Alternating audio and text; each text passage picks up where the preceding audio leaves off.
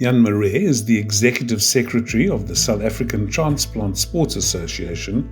He had a life-saving kidney transplant in 2017 and now spends his time running transplant sports in Southern Africa and spreading awareness about organ donation and transplantation. Jan lives in Pretoria with his wife and daughter.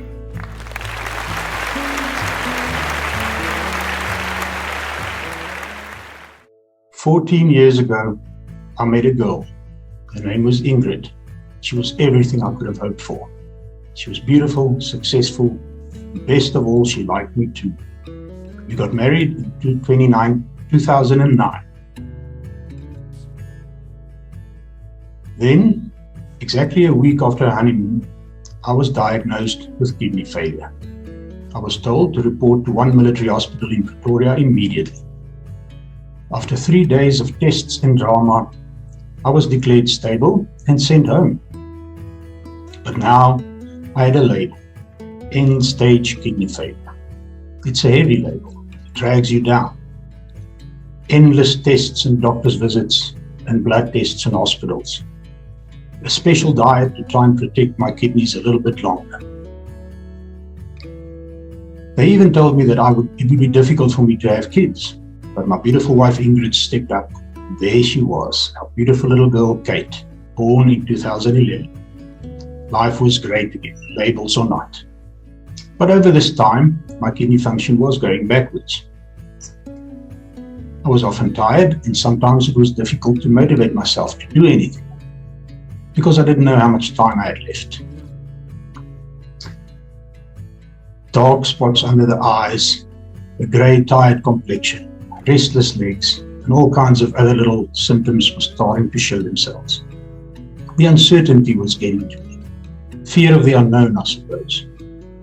The slow working on the psychological impact was probably my biggest enemy. I quit my job and started working as an estate agent, as this would give me more time to manage my disease and doctor's visits and psychological challenges. But over time it became clear that I would need a kidney transplant. And again, my fantastic wife Ingrid stepped up and offered to donate a kidney. We were the same blood group, so it might work. A 2-year process of tests and admin followed, and indeed we were a match. There was hope. A date was set. I would even miss out on dialysis, as the timing was just right. Hope, worry, fear, excitement, an emotional roller coaster.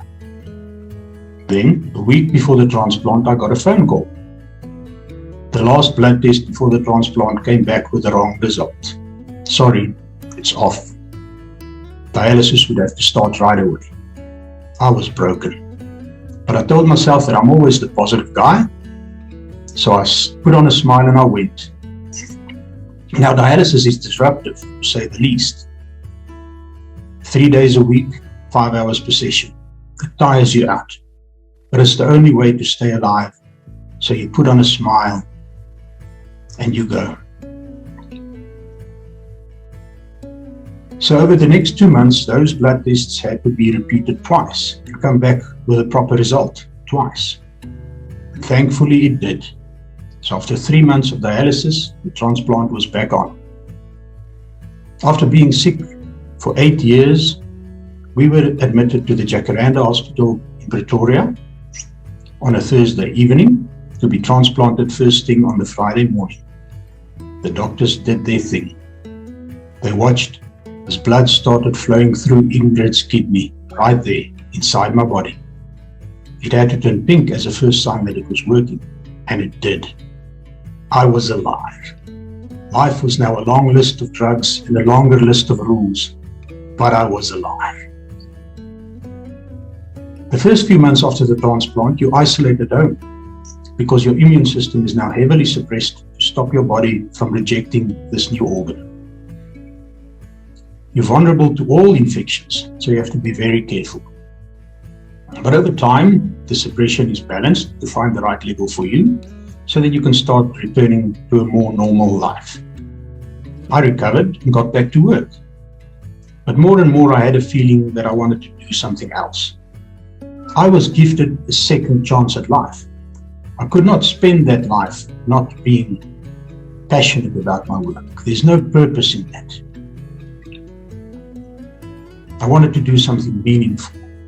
In 2019, I was introduced to the SA Transplant Sports Association and I joined as a member.